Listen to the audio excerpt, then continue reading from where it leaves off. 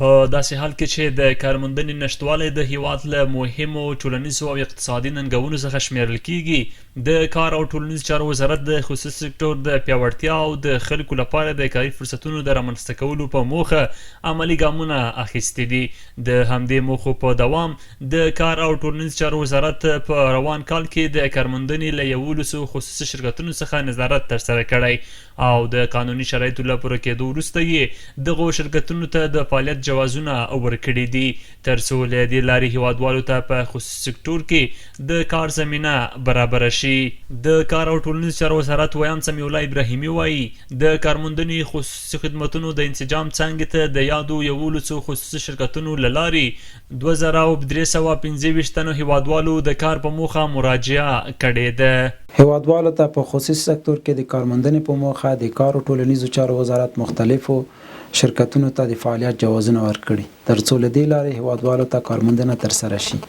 د 1404 هجري شمسي کال په 3مه روبه کې د بشري ځواک عمومي ریاست اړوند د کارموندنې د خصوصي شرکتونو د انسجام څانګې چې له 11 شرکتونو څخه نظارت ترسره کړی ده او دغه نظارت په ترڅ کې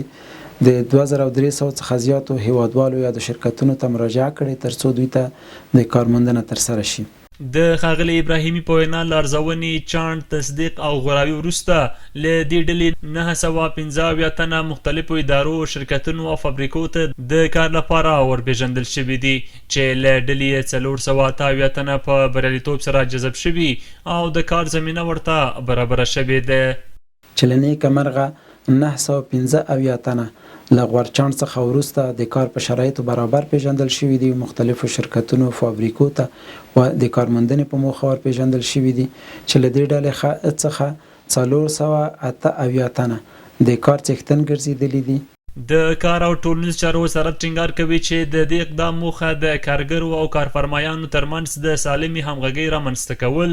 د خصوصي سکتور ملاتړ او د قانوني چوکاټ له لارې د کارموندنې بهیر تنظیمول دي، ترڅو هم د خلکو اقتصادي ستونزې راکمې شي او هم د هیواد تولیدي او صنعتي سکتور پیاوړی شي. کارپوهان وایي د خصوصي سکتور له لارې د کاري فرصتونو پراختیا نه یوازې د بیکارۍ د کچې په راټولو کې اغېزناک رول لري،